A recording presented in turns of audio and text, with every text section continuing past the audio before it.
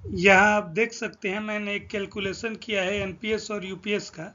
तो यहाँ आप देख सकते हैं कि ये जम्पशन मैंने लिया है कि करंट बेसिक पे इतना है, इंक्रीज 20 ईयर्स पे कमीशन जब जब आ रहा है तो 20% हो रहा है। करंट एनपीएस कॉर्पस 20 लाख है, रिटायरमेंट है 31/12/2050 को, एनुअल इंक्रीमेंट 3 ईयर है, डीए 6% एवरी ईयर है, एनपीएस का ईयरली इंटरेस्ट 8% है, रिटायरमेंट के बाद टोटल डिपॉजिट पे इंटरेस्ट है 6%।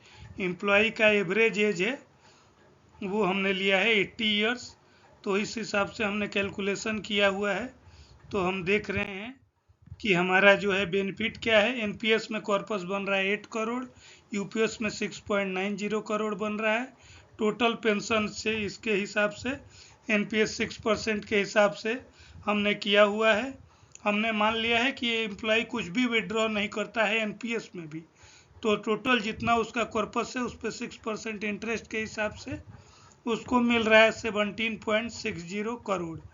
9.60 करोड़ पेंशन मिल रहा है 20 साल में, और 8 करोड़ जो उसका कॉर्पस था वो डेथ के बाद मिल रहा है। तो ये है 17.60 करोड़। लेकिन यूपीएस में आप देखेंगे अगर वो कुछ भी ड्रॉ नहीं करता है तो वो 20 साल में उसको मिलेगा 25.48 करोड़। इसमें बेसिक और डीए जो बढ़ रहा है उसके हिसाब से भी कैलकुलेट किया गया है। 6% जो डीए बढ़ेगा उसके हिसाब से पेंशन भी बढ़ेगा, तो इस हिसाब से 26 करोड़ आ रहा है।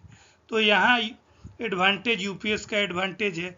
अगर एम्प्लॉय 75 पे भी डेथ कर रहा है तब जो है अमाउंट एनपीएस में 15.2 बन रहा है, यूपीएस में 16 करोड़ बन रहा है। तो इस हिसाब से भी यूपीएस क्लियर विनर है। और इसमें यह भी ध्यान देना है कि यहाँ जो एनपीएस में आपको 8 करोड़ मिलेगा वो 80 के एज के बाद मिलेगा, लेकिन यूपीएस में हर साल आपको ज़्यादा अमाउंट मिलेगा। तो इन्फ्लेशन के हिसाब से भी यूपीएस बेटर है इस कैलकुलेशन के हिसाब से।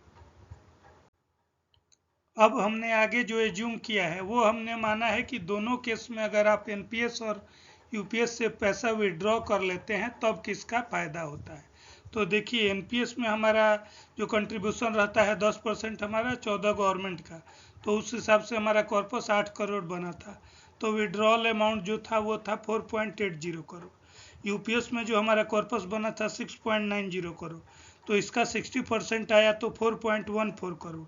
लेकिन यहाँ पे बेनिफिट क्या है, यहाँ पे एक लमसम अमाउंट भी अलग से यूपीएस में मिलता है। तो मेरा आ रहा था 0.774 करोड़।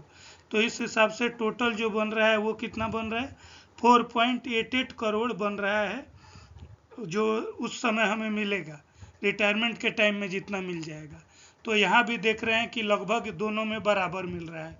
एनपीएस में 4.80, यूपीएस में 4.88, ऑलमोस्ट इक्विवेलेंट है, तो इसको भूल जाते हैं। अब अगर हमने विड्रॉ कर लिया 60%, तो एनपीएस में बचा अमाउंट कितना है 3.2 करोड़। उस पर जो हमारा 40% है, जो ये 3.2 करोड़ है, इस पे जो हमारा पेंशन बनेगा वो बनेगा कितना, 3.84 करोड़ बनेगा, और प्लस में डेथ के बाद आपको ये 3.20 करोड़ मिल जाएगा। तो टोटल हुआ 7.04 करोड़।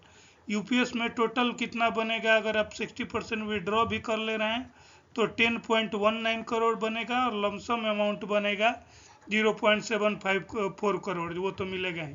तो वो बन जाएगा आपका कितना, 10.94 करोड़। तो यहाँ भी देखने से यूपीएस ही बेनिफिट दे रहा है इस कैलकुलेशन के हिसाब से।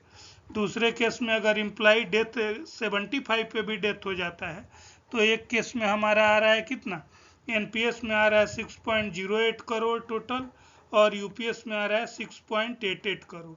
तो यहाँ भी 80 लाख का बेनिफिट आपको मिल रहा है यूपीएस में।